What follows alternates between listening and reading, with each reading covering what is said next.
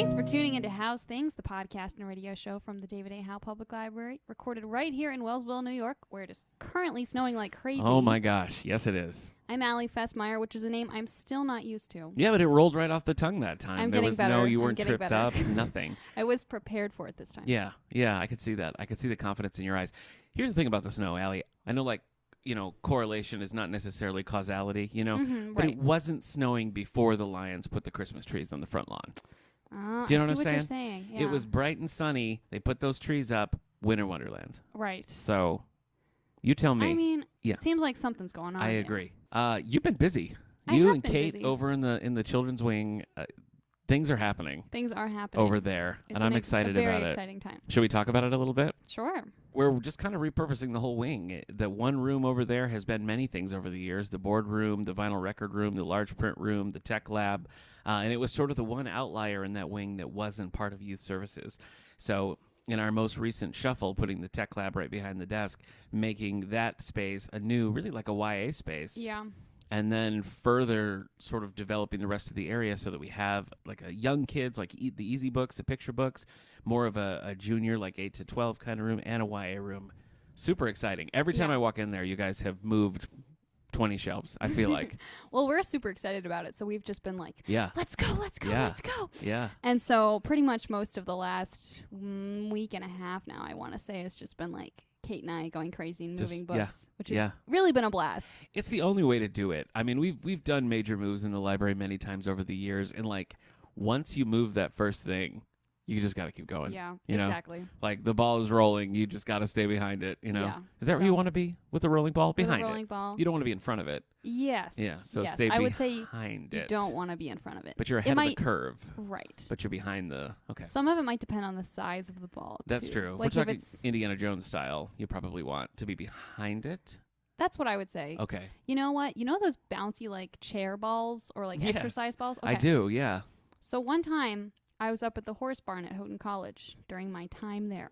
It's a university now, but okay. Oh, you're right. Shucks. More things are changing their I know, names. yeah. And I was in one of the barns doing something for my part-time job that I had. Mm-hmm. And there was one of those like bouncy city exercise balls, but it was enormous. Oh. Like it was for the horses. It had like a little horse logo on it and everything. And I want to say it was close to as tall as I am, which TBH is not that tall. Right. But it was an extremely large ball. Yeah. And I did boing on it, even though it was definitely intended for the horses. I feel like I was distracted for the latter half of that because I was trying to parse out TBH, but I got it. You got TBH? Yeah, You didn't I got know it. that one? Well, I did, but you said it, and I was like, what does that mean? But I'm with you now, to be honest. To be honest. Yeah. Do the horses play any sort of games with it? Is there like a kickball, an organized kickball squad? That's the question I have. Is I'm Okay. like, how exactly do the horses use this? Because it's clearly for them. Right. But do they lie down, like squish their stomachs on it? You got me. Do they kick it around with their hooves? I don't know, but I want to know. I want to know, any too. of the possibilities are really fantastic. They really are. They really are. I had to look back over the list of episodes here. This is the first time we've done back-to-back podcast episodes together. It does seem like it was not that long ago that we were doing this. Yeah, we just did the one after you got back from Nyla. But every other time there's been like a different guest in between. Is it too much for you? Too much too soon? I think it's okay. You can handle it? I can handle it. Okay, that's good. This gave me another opportunity to practice my name. So. Oh, that's true. Yeah. And you did better this time. Thank you. Yeah. Thank you. I'm working on it. Okay. Well, let's roll into some bookmarks.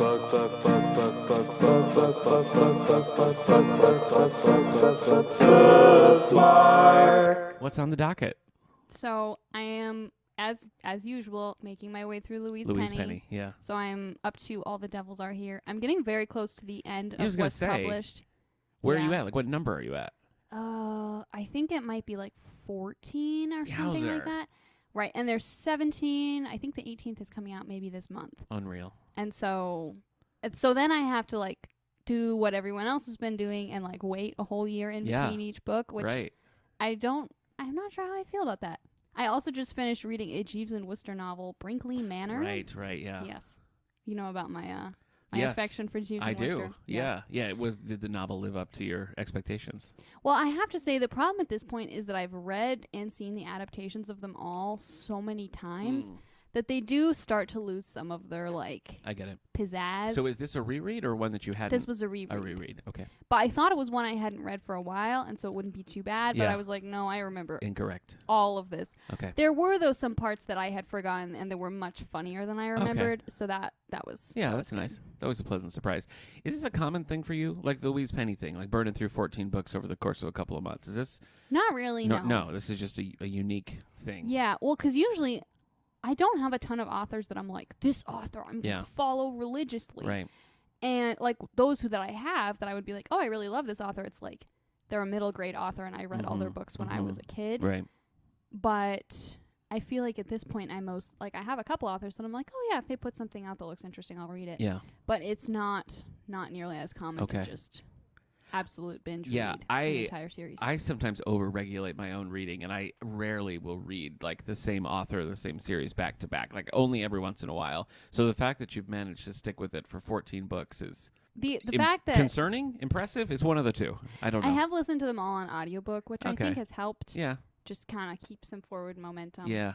And I'm getting to the point for a while I would have to like put a hold on it and wait. Yeah. But I've outpaced the crowd. Yeah. And so now if I finish one and I want to start the next one immediately, odds are I can. Yeah. Man, it's so weird just thinking about like the way people like embrace different things. Like who would have thought 10 years ago that the rise of audio was something that was like ahead of us rather than behind us? You know what I mean? That's fair. It was like, because as you're aware, video killed the radio star. Right, and now I feel like the reverse is kind of happening. You're looking to podcasts and audiobooks. I feel like partly the rise of audiobooks is because of things like podcasts and things. So it's just weird. It's a weird, I mean, I like it. I always liked podcasts and audiobooks and things, but just unexpected that suddenly that's such a marketable thing, Well, I wonder if some of it is that, like, initially video killed the radio star because it was, like, new and exciting and, quote unquote better. But I feel like maybe now both mediums have been around long enough that we can kind of recognize, like, these are 4 different things. Yeah. Like, I can't watch a movie while I'm driving in my car. Correct. It's really unsafe. You shouldn't do it. But I can listen to a million Louise Penny books on audiobook in 1 year. So I feel like there's also a difference now between, like, before, again, 10, 15 years ago, whatever, like you're doing the dishes and maybe you have music on or something like that, but you're not like, oh, I have to have a constant, like, whatever, entertainment or stimuli or a story or whatever. And I feel like now it's more like, or at least for me, I'm like, well, if I'm going to be doing this, I might as well click a couple of boxes here, let's pound through this audiobook or these podcasts. Which, to be honest, I feel like maybe that's not good. It shows something bad about our ability to focus and exist with silence and stuff. Yeah. But, Yeah. My son constantly, like, I'll go up, at nights, tuck him in or whatever, and he's like got an audiobook going while he's reading. And like the same book or different? No, books? Different. Oh my and gosh. He's definitely like absorbing them both. Oh my gosh. Like, and a lot of times, when he's doing that, he'll be reading like a comic strip or a book he's read before or something like that. But still, that would drive me a little crazy. Yeah, I feel I wouldn't be able to really absorb. Yeah. Like the most I'll ever do is like look through Pinterest, which is mostly image based, and even so, I'll like get distracted and I'll be like, wait, yeah, true. What happened? What happened? Yep. I'm with you there. I read some comics. It is Dino-Vember, so we have all sorts of dinosaur-themed programs going on here at the David A. Howe Public Library. We got some fun movies coming up, things like that. So I read Moon Girl and Devil Dinosaur. This is by Brandon Montclair. This was volume 3 of the ongoing series from, I want to say 2017 or so. Last Dino-Vember, while I was home stricken with COVID, Kate and I did a Devil Dinosaur episode. And so we talked a little bit about the original. We talked about Moon Girl and Devil Dinosaur. Are you familiar with this at all? I read a Miss America comic that had a brief cameo. Okay. So I'm familiar with the concept, but haven't read any of them. Devil Dinosaur is like a latter-day Jack Kirby creation for Marvel that he did sort of in the late 70s. It didn't last very long, but I always really liked it. I just think it's cool and interesting. And then it was sort of revived with Moon Girl and Devil Dinosaur. And it does, like, it is a continuation from the original stuff, but the series is kind of expanded beyond that. I know they're working on, like, an animated series coming out in 2023, things like that. So, hey, cool. But Devil Dinosaur is just one of those sort of niche characters that I'm always delighted when we get a Devil Dinosaur cameo. So I read that in honor of Dino-Vember and had a good time. A lot of fun X-Men stuff in it. I also read Namor, The Dark Tide. This is it was an adaptation of an existing comic, but in the format of the Infinite Scroll for the Marvel Infinity Comics, I haven't read a lot of Namor or Submariner outside of like random appearances here and there. And I was going to I saw Wakanda Forever this past weekend, and so I wanted to sort of brush up on some Submariner. Are you familiar with this character at all? I don't think so. Okay. To me, he was always like the Marvel. I just thought of him as the Marvel equivalent of Aquaman. I didn't really care so much. Based on the name alone, I can understand. Well, I mean, he's like the king of Atlantis, and so he is. But I think if you want to get technical, I'm pretty sure Submariner predates Aquaman. So, But I guess he wasn't as cool. I think you're right. Okay. I think you're right.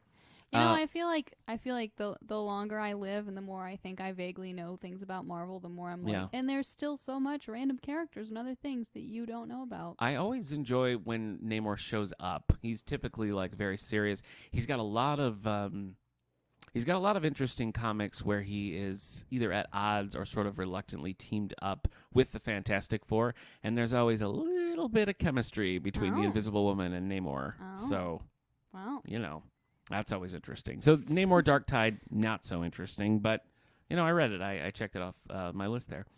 I'm reading Children of Dune by Frank Herbert, because we're going to be talking Dune in the coming weeks.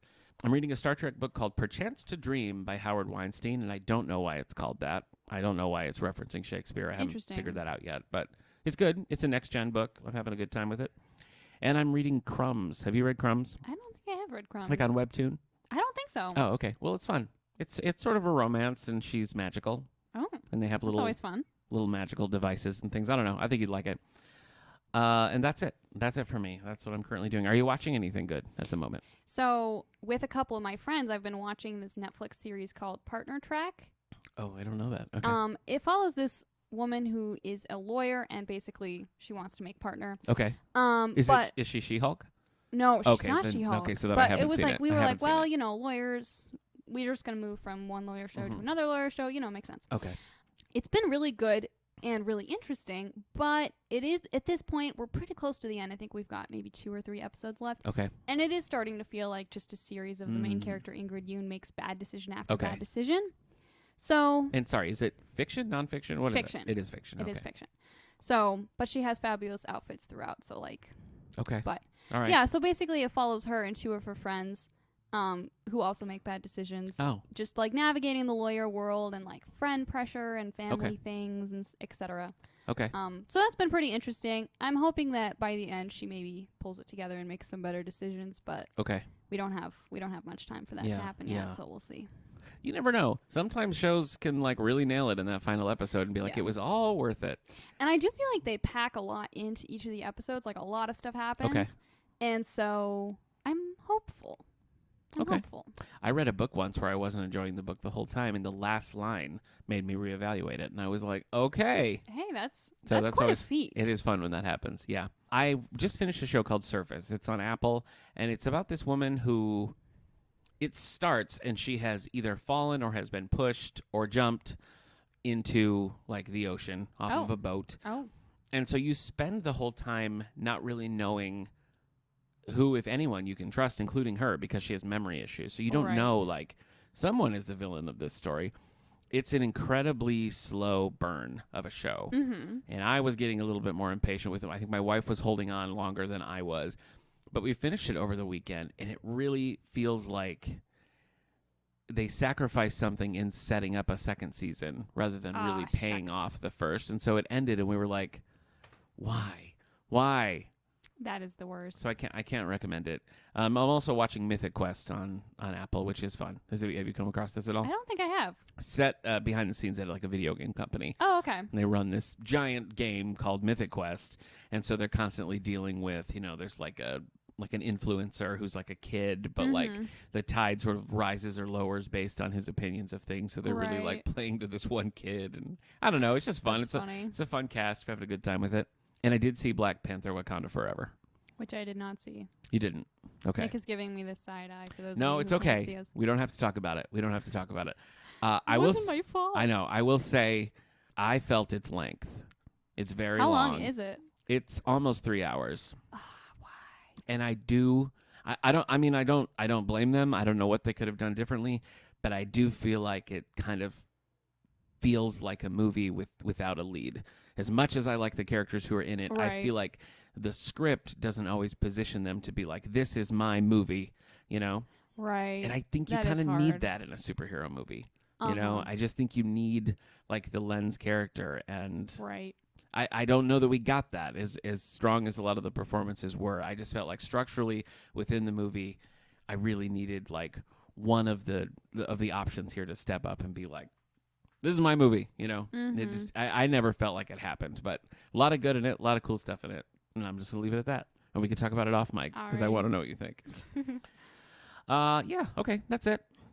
I thought today for book news, we might actually do some music news because today our theme is going to be some deep cut albums that Allie and I like. We haven't really... I listened to one of yours. Did you listen to any? I did. You did. I did listen to it while I was moving books, so that's okay. It wasn't the most attentive listen, but Understood. I did listen to it. Understood. Well, same with me. I had yours kind of going on in the background and like getting the vibe and stuff. But that's what we're going to be talking about a little later on. This is exciting. I'm interested to hear what you got to say. So with that in mind, let's take a look at the top 10 albums of 2021 in the U.S. by total equivalent album unit. So how many albums were moved, whether digitally or physically? What were the biggest albums of 2021?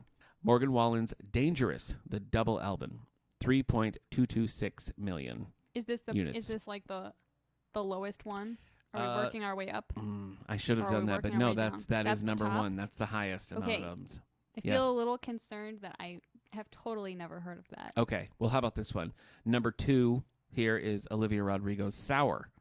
I heard about that one. 2.856 million. Okay. Don't think I listened to it, but I definitely heard about it. Number 3, Drake's Certified Lover Boy, 1.970 million. I mean, I know who Drake is. Okay. Number 4, Adele, 30, 1.936 million. I also know who Adele is. Not an Adele fan. I like some of her stuff, but I don't like actively seek out her things to listen to. Okay. If that makes sense. Yeah. All right. It just sometimes comes into my sphere. Yeah, I get it. Number 5, Pop Smoke's Shoot for the Stars, Aim for the Moon, 1.533 million units moved. Nothing. That's a lot. You were not moved by this. I was not. Number 6, Doja Cat's Planet Her, 1.510 million. I know who Doja Cat is. Kid Laroi, let's just say F Love, 1.505 million units moved. Number 8, Justin Bieber's Justice, 1.473 million. Anything?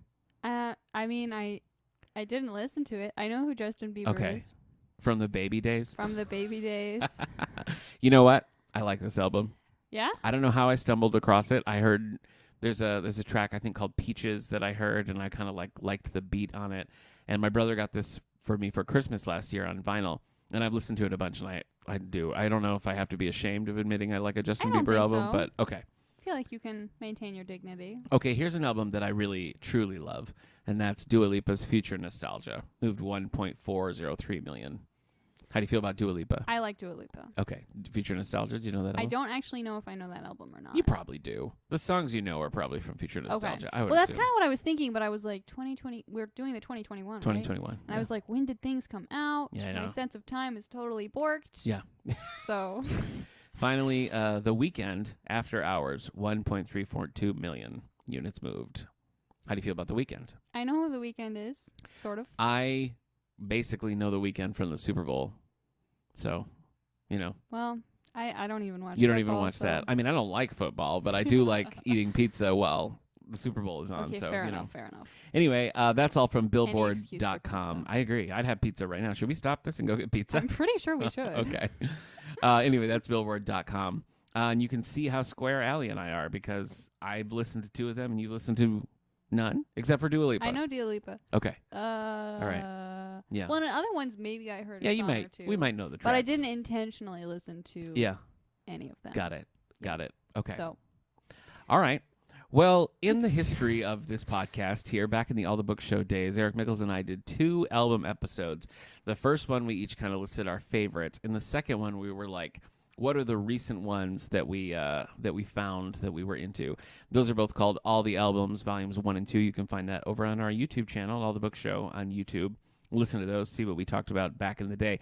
I had to change one of mine because I forgot that I talked about it already in the second episode. And even though I'm the only one who remembers that, and I myself forgot, I couldn't bring myself to do it again. So I've got a refreshed list here. I have 3. We'll see how many we get to. All right. I also have 3. Why don't you hit me with one of yours that you did not tell me? Okay. So one that I did not tell you Yes. is Owl City's Of June album. Oh, okay. This is one of the older albums. I actually think this is his first album as Owl City, because there was a Sky Sailing album first, and then this came out in 2007. Wow. Which is not when I started listening back to it. in the I'll early tell days. You that. Yeah. Yeah. I mean, it was definitely Fireflies for me. That was the one that I heard first. And what is that album? Do you remember? That is Ocean Eyes. Ocean Eyes. Okay. And that's really the one that everyone knows, I would say. And now I feel like most people also know Good Time. Okay. But of the more like classic, quote unquote, stuff, I feel like that's the one everyone knows. And I feel like this is the album that like even a lot of Owl City fans either don't necessarily know about or just don't think about. Okay. Was it like indie release kind of stuff, like before the big like label release? It does have a little bit of like a I made this in my parents' basement kind of vibe to it. So yeah, it definitely has like a new artist sort of feel to it, which I think is part of why it's not as like big. But it all has this kind of like oceans, exploring, ponderous kind of feel to it. I really like it, even though I recognize not as many people do. Okay. What's the track? Like what's the track that you pull off that if you had to pick one? I'd say probably Captains and Cruise Ships. Okay. And what's the vibe of it? I mean, if I only know that the super popular album. Right. How much of a difference? Because I know the album that came after the Firefly album was very different tonally. It was a different feel. Yeah. So are the early ones, like, how do they relate? I'd say the early stuff is more similar to Ocean Eyes, so like the Firefly kind of feel. Kind of upbeat. Bouncy. Okay. But I'd say they're a little more toned down. Okay. Which makes sense because they're earlier work. Yeah. So I'd say this is fairly similar to Ocean Eyes in tone, but it's less varied. Like I feel like each of the songs is more similar to all the other songs on this album than Ocean Eyes. I feel like, even though I know a lot of people say all Owl City songs sound the same, which isn't true once the later albums come around. Yeah, true. But I think even on Ocean Eyes, like they fit thematically, I think, but sound the same, I wouldn't say. Right. No. So I feel like, those seem distinct, at least to me, and I'm glad you agree. Yeah. But I feel like these ones feel more like a set of all the same idea rather than exploring things that are different but on theme. Got it. Okay. And so you want to buy into that if you're going to listen to this album. For sure.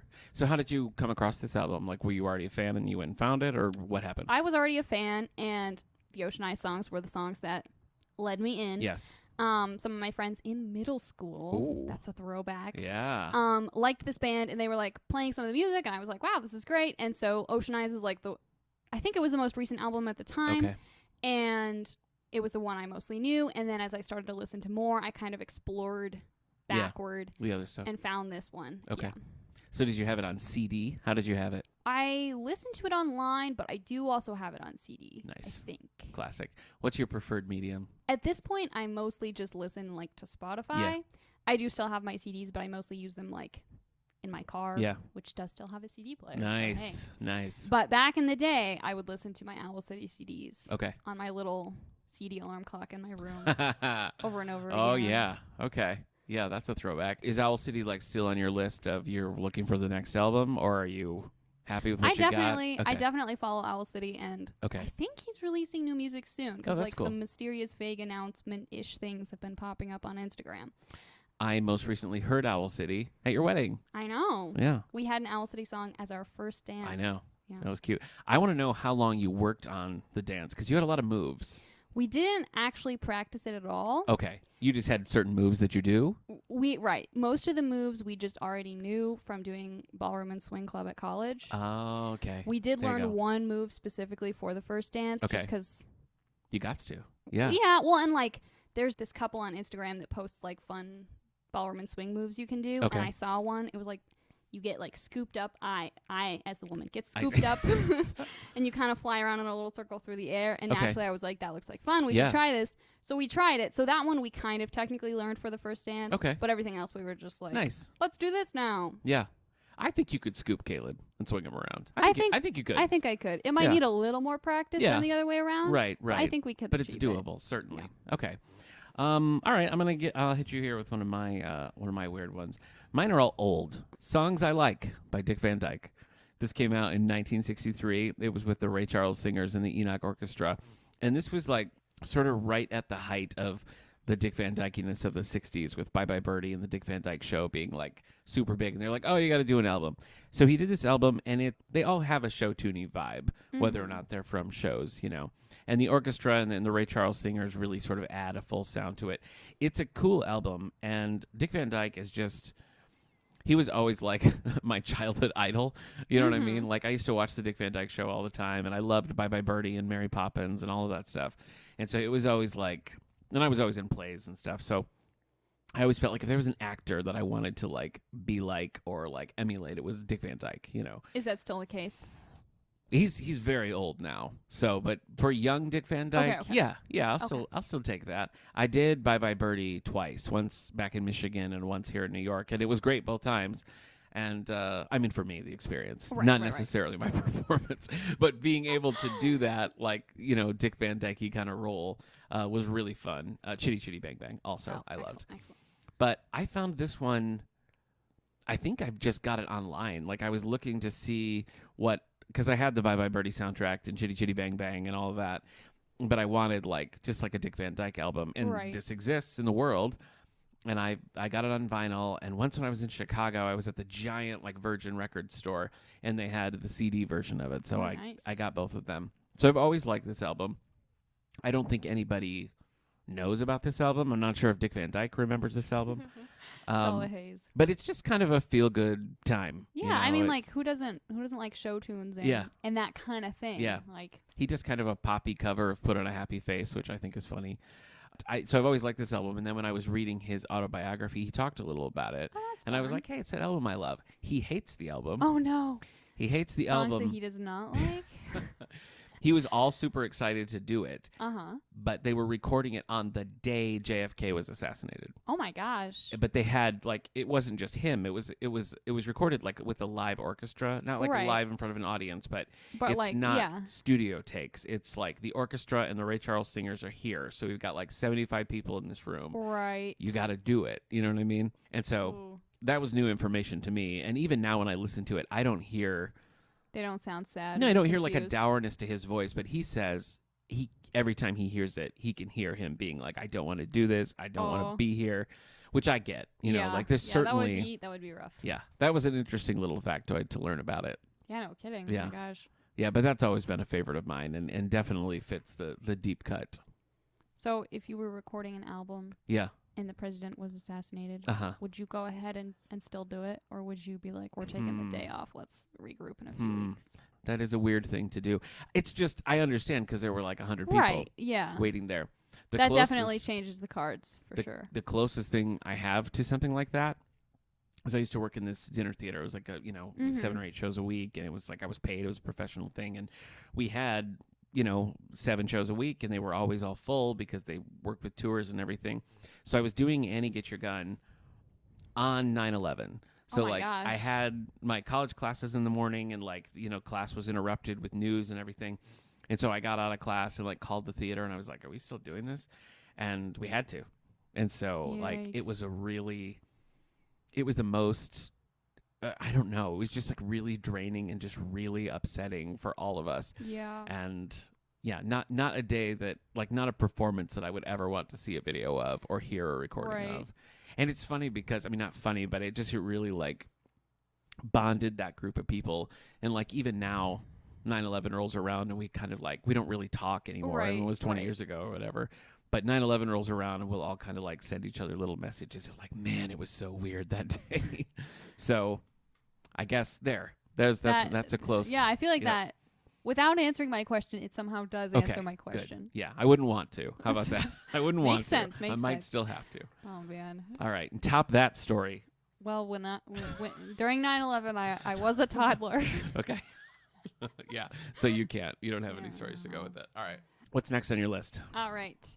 The one I had Nick listen to is Girls in Peacetime Want to Dance by Belle and Sebastian. Yeah. Which is... I don't know. I think that's kind of a fun title. Yeah, it is. All their albums seem like they have fun titles. They do. They have fun titles. Yeah. I think my favorite title of theirs is probably Push Barmen to Open Old Wounds. That's not bad. Which is probably more of a deep cut choice, but it's not the one I picked. Yeah. So this was released in 2015. Okay. I think it's like their 7th studio album. Yeah, because they've been like around. that. I feel like They've I been remember them in around. high school, like since like 90s, right? Like. Yeah, I think so. Okay. So why this one? This is the one I guess that I have listened to probably the most, or at least close to the most. Yeah. And it's one of the first ones that I discovered when I first came across them, and that I was like, wow, this is great. So this has a special place in my heart. Yeah.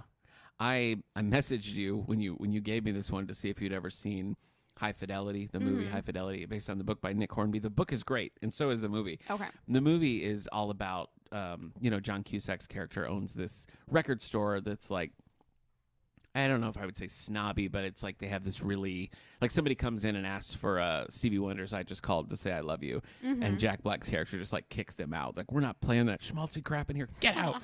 And so it's that kind of vibe. And I always think of that movie when I hear Belle and Sebastian, because at one point they're like just working in the store and somebody puts a cassette in and they're like, hey, it's the new Belle and Sebastian. And Jack Black comes in and is like, what is this crap? And so they get in this big fight, and he takes it out and throws it to the other guy and puts in like an upbeat sort of 60s pop kind of thing, and it's just like dancing all around. And John Cusack finally rips the cassette out and throws it at him. And Jack Black's like, sorry, I'm just trying to liven it up. Why don't you put in your sad bastard music? Sad old bastard. Your sad old bastard music. You know what? I feel like I maybe have seen part of just that clip. Not the rest of the movie. So that's so funny. Yeah, and they so you hear a little bit of I don't remember what song it is, but you hear a little bit of like the song playing over that, which is super funny. Great. So that's what I always think of. But how did you discover them? So my freshman year of college, I studied abroad in London, which was great. Mm-hmm. And so I was compiling this London playlist of like songs about London or about parts of London, and I was like, this will be fun. Yeah. I stumbled across this song called Mornington Crescent, which is like a neighborhood in London. Okay. It's by Belle and Sebastian. Yeah. And it's a little bit of a different feel from this album, but I really liked it, and so I just kind of like kept looking through more and more of their stuff. And now they are in fact high on my like release radar of when new things come out. That's I'm exciting. Like, yes, let's go. I have a bit of breaking news for you that maybe you already know. The Belle and Sebastian are going to be in Ithaca in March. Okay, I did not know that. So you could lock in your tickets. You could see I might them do live. that. I missed the opportunity to see them while I was in London, and that is one of my biggest regrets from my time there. Yeah, that's a bummer. Yeah. That is a bummer. It was rough. I had a paper. Yeah. And I needed someone to go with me because it was in like a weird part of town, and no one else was going to go because we had a paper, and didn't end up happening. That's sad when that happens, when you like miss your one and only chance.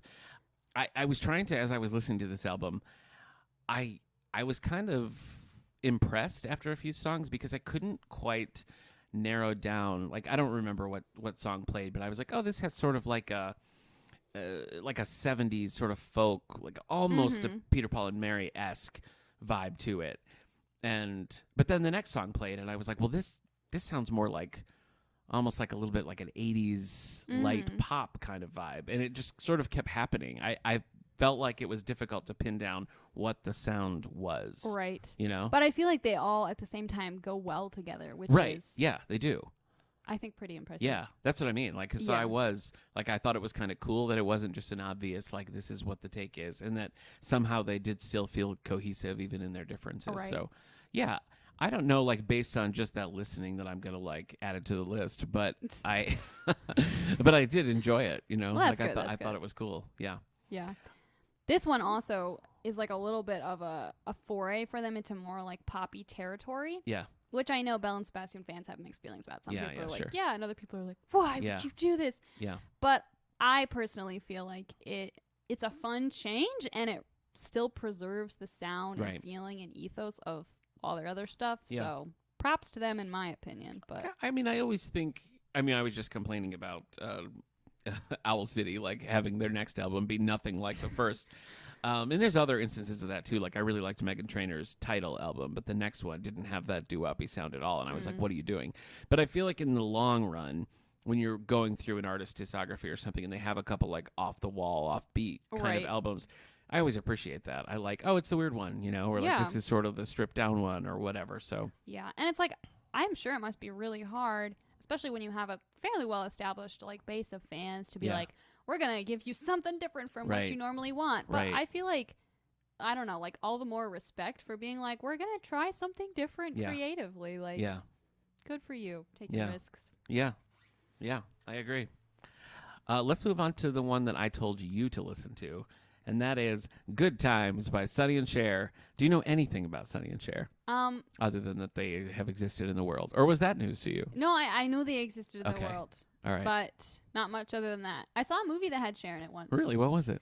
I don't remember, but it's like set in Europe, kind of Tea with Mussolini. Movie. Yes. Yeah. That one. That's a good one. She sings Smoke Gets in Your Eyes in that one. It's just like a little clip, but I always thought it was so cool.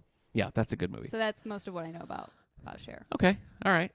Well, Good Times, this is the soundtrack to their one and only movie, which Cher did not want to make, and they were mad the whole time that they were making it. Oh, not a good time. The movie was definitely a flop, and they didn't make movies. In fact, one of the movies that they were set to make next got scrapped because they just didn't want to do it, and it got turned into an Elvis movie with Elvis and Nancy Sinatra taking the Sonny and Cher roles, which, it's kind of a weird little thing. But I always like the movie. The movie is about them Cher not wanting to make a movie, and Sonny being like, we have to do it, and they're trying like different genres. So it's more like vignettes of like, now we're doing a gangster movie, now we're doing a Western and stuff. And it's, it's a showcase for the music and their whole dynamic. So I like it. Not to keep bringing up 9/11, but just one of those days here. But I went to I know I went to New York City with my grandpa when I was in 11th grade, which would have been 2000. So this was like October of 2000, and we went and got tickets for a Broadway show in the Twin Towers, and then we went over to one of the other buildings in the World Trade Center, and there was a Sam Goody in there, and they had a bunch of just like random obscure things. It was this big collection, and I found Good Times on VHS there, and I'd never seen it before, but I liked Sonny and Cher, and it's kind of a cool album. I don't know how many of the songs were specifically written for that, but there's like a Sonny solo, a Cher solo, and then like a remix of I Got You Babe, and just I don't know why, but this album has just always been one that I enjoyed, and I have it on vinyl. So that's where I got it. Released. The album was released in 1967. It went to number 73 on the Billboard Hot Charts, and the song "It's the Little Things" reached number 50 in the U.S., number 3 in Canada. That's always been one of my favorite Sonny and Cher songs, and the movie version is different. Like Sonny gets a different verse, and it's better. It's cool. So the film was a bomb, as I said, but it was the first movie ever directed by William Friedkin. And he would go on to direct things like The Exorcist and The French Connection and stuff like that. So it became this like legendary director, and started with Sonny and Cher's Good Time. Funny how Did you have works. any thoughts on Good Times? I enjoyed it. I thought it was a good time. Do you listen to much like, 60s, 70s kind of stuff, or no? Sometimes, yes. Okay. But I feel like I don't so much know like specific artists that I'm like, oh yeah, it's more that I'll have something on like a playlist or a radio, and stuff will come up, and I'll be like, oh yeah, this is a good time. Yeah. But not that I'm like, I'm going to seek out this particular person or that kind of thing. So I honestly don't remember the genesis of why I liked Sonny and Cher, or why I started liking Sonny and Cher. It just sort of seemed like I always have. So I don't know. Sprung from the womb, like, give me more Sonny and Cher. Pretty much. So even though Belle and Sebastian were popular when I was in high school, I was listening to Sonny and Cher. So, well, Belle and Sebastian were not popular when I was in high school. And so okay. All right. So yeah, I guess because we're both behind the times and out of date. So yeah, that's why we didn't know any of those albums. That's right. That's right. Because I'm still listening to Sonny and Cher. You're listening to Belle and Sebastian. Yeah, you're exactly right. So this is a cool one. I don't know that this is one. If somebody was like, I've never heard Sonny and Cher, I don't think I'd be like, listen to the Good Times soundtrack. But what one would you recommend? Oh, what a good question. I feel like you probably would want to go with a compilation. Because their early albums, they don't have very many. They have like 5 albums. There's just the 2 of them. And it's kind of a mix of covers of like, 60s tunes and then like Sonny Bono originals. And because of that, the individual albums are pretty uneven. I had this set, I think it was just called Best Of, and it was like all of the Atco, which was a label from the 60s, all of the Atco hits. And that's a really good overview of like Sonny and Cher-ness. And actually, in the last couple of years, there've been a couple of really comprehensive Sonny and Cher compilation albums that have you pretty good covered. But Good Times for me was just always one that I like the movie, I like the music, and that's one that comes to mind a lot. Well, and I have to say, as I was listening to this over in the children's department this morning and moving books, I was like looking out the window and there was snow. You know, when I put on the first track, I was like, this isn't Christmas, but it gives me such a Christmas vibe. Oh, yeah. Paired with everything else. Yeah, it's kind of an instrumental, like, yeah, I got you, babe, sort of like, boo-doo-doo-doo-doo-doo. Yeah, I get that. I get that. So that was fun. I'm going to put that on a Christmas playlist. You just inspired me. All right, what's your last one? All right, my last one is Chet Baker Sings. This is the one from 2006. Okay. This is a vocal jazz album, which I think the reason it's called Chet Baker Sings is he mostly does like instrumental stuff. Oh, okay, but this time he sings. Okay. And I really like jazz, but I tend to be more into vocal jazz because I want to sing along. Yes. What can I say? Yeah. And I can maybe do that if it's instrumental, but it's not really what it's meant for. Yeah. So, and this one is it's an album full of like mostly sad, kind of ponderous songs. Okay. And so like it's just perfect for like a rainy day to kind of have it in the background. Yeah. And I feel like Chet Baker does a great job of just kind of like crooning them out. And so yeah. That's cool. Yeah. So how did you discover, I know you're a jazz fan. I'm a jazz fan. You just kind of like. I just stumbled. I think the first one I heard was But Not For Me. Yes. There's a line about More Skies of Gray. The first one I came across was But Not For Me. It just like came up. Like they're writing songs, but not for me, that one? Yes. Okay, yeah, exactly I know the song, yeah. And I was like, oh, this is fun. And so then it was the kind of thing where I was like, let's find some more. And then I was like, this whole album is just fantastic. Let's listen to it always. Is this like his only album where he's primarily singing? Uncertain, but I believe so. All right. So in general, like, is this the Chet? Would you recommend this to somebody who? I totally would. You would. Okay. I feel like. What mood? What's the setting? I feel like if you're no kind of like upbeat or like really happy setting do you want this, but if you're feeling like just mellow or chill or like you want some nice background music, it's raining, it's fall, you want to read and drink a cup of tea, or maybe you're feeling a little mournful and whatever. I feel like those are kind of the vibes that this album has. Yeah. I wouldn't recommend listening to it if you like just went through a breakup. That might be a bad idea. Unless you want to wallow, but still probably not a good idea. But okay, that's a little bit the feeling it has. Okay, my final one here is this is I feel like this is the deepest of deep cuts. It's called Infinite Rider on the Big Dogma by Michael Nesmith. That's quite the title. I know. Mike Nesmith is one of the founding members of the Monkees. And this is such an odd album for him. So I was at a legislative breakfast at the Ithaca Public Library, whatever it's called, Tompkins County Public Library. I don't know. I was there for a legislative breakfast. And afterwards, we had time to kill. And so like we went and got lunch and walked around, and I found this little record store that was like in a basement. Oh, and so I went. Fun. Yeah. So I went down in this basement record store and was just kind of like cruising through. Like I wasn't really looking for anything, just kind of like flipping through. And I found this Nesmith album that I had never heard of. And it's from a weird, like 79, this sort of post-Monkees. And I don't know, like it's just a weird time. And so I picked this up not knowing what to expect. And it is such an odd album. He was, what's your history? Do you know the Monkees at all? Like, do you know Monkees tracks? Not Probably really. Not. Okay.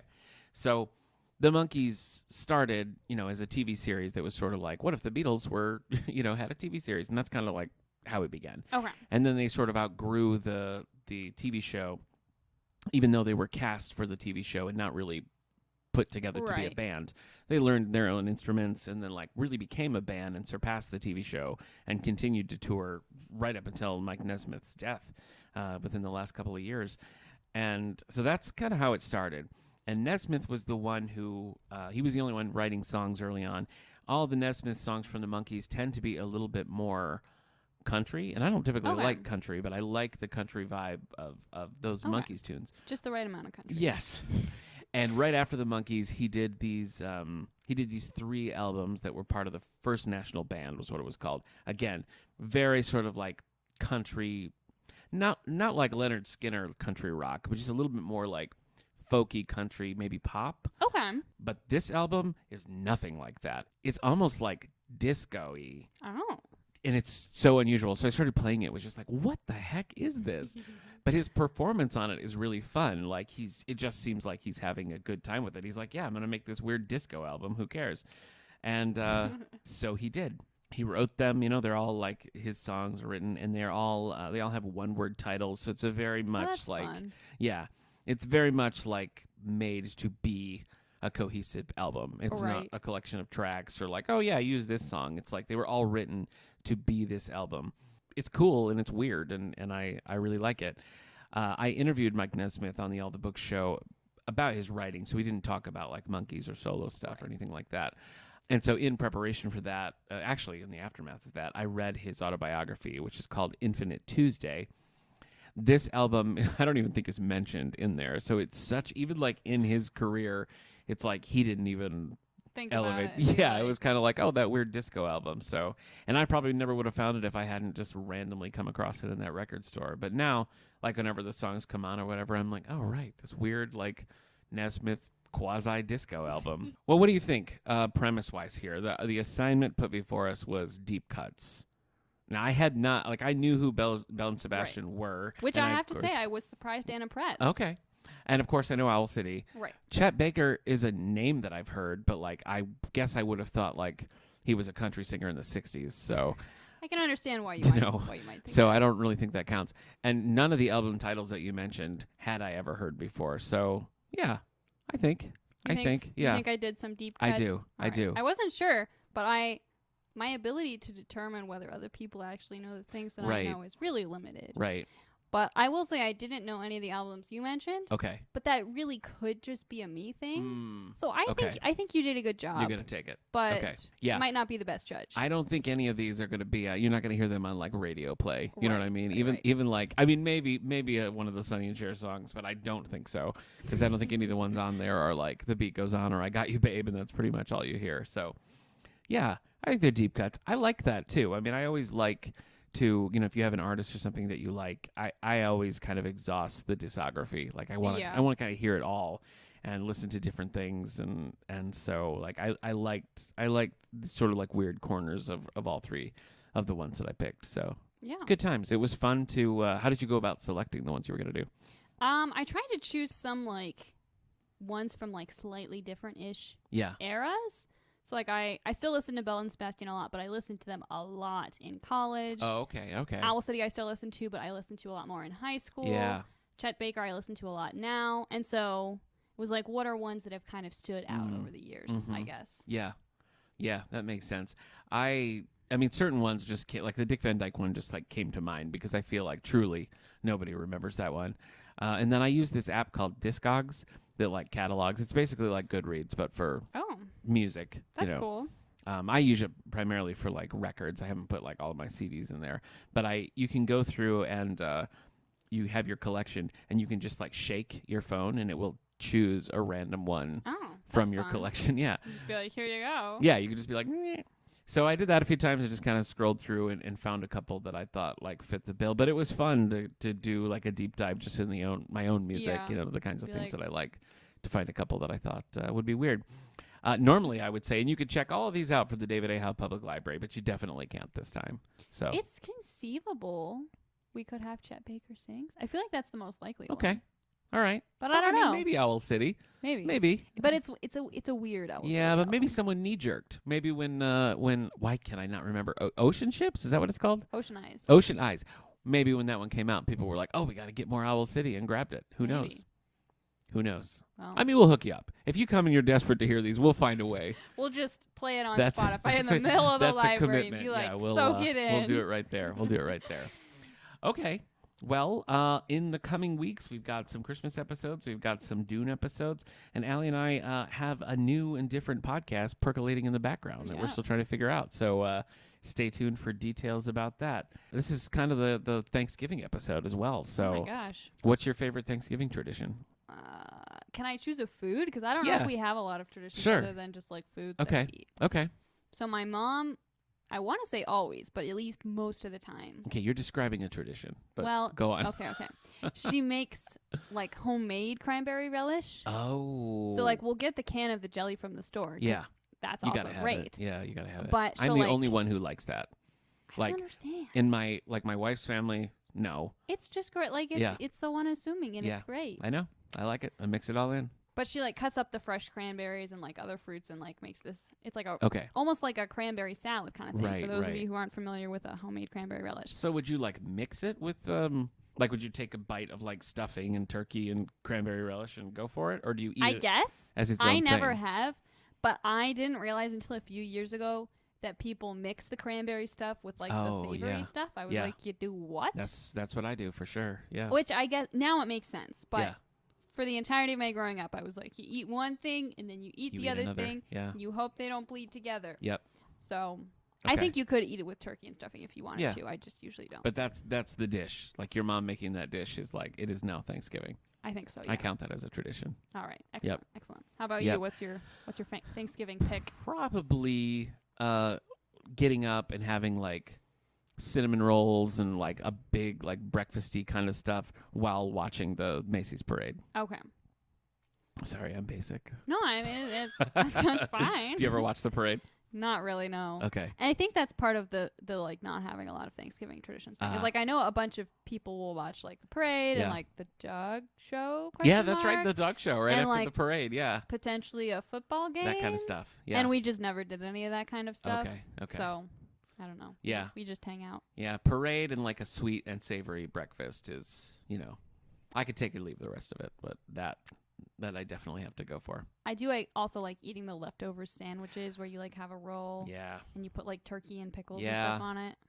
It's a small list of things I miss like in my new vegetarian era.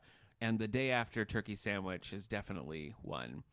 And my wife is pretty inventive. Like she's looked up things before, and we've had some things that feel pretty close to it. But I feel like that maybe is one of the things that you just can't replicate without the turkey. Have you done a tofurkey? I don't. Some version of that, like like a holiday loaf, which is like the least appetizing terminology. Right, you know what I mean? Right. It sounds suspicious. Yeah, it tastes pretty good. Okay. Yeah, but I'm usually okay with just sides anyway. You know, that's like fair. the turkey. And well, there are so many sides. The first thing I said was turkey. The potatoes and the yams and like important. Usually green bean casserole and green bean casserole's good. I'm always There's so many side sprouts. dishes you don't need a main dish. No, you don't. Realistically, you don't. Everything is it's the so main. much. Yep. You take a tiny bit of everything and you're still stuffed. First married Thanksgiving, have you worked out who gets custody of you guys this Thanksgiving? I think we're gonna maybe go to both depending on the timing, which is what we did last year. Okay. And then if like timing is gonna conflict, we'll probably visit one family like for the day and then one family on the weekend. Okay. So we can still see everybody. Yeah, that counts. But that counts. We still have to figure out the details. Yep. And then Christmas. Oh my gosh. So many things. Coming right up. So many things to worry about. Okay. Well, I think that's going to do it for this episode of How's Things. Maybe I'll listen to the rest of your albums. Maybe I'll listen to the rest of yours. If I can find them. Okay. All right. Well, let's leave it with no commitments. Okay. Bye, everybody.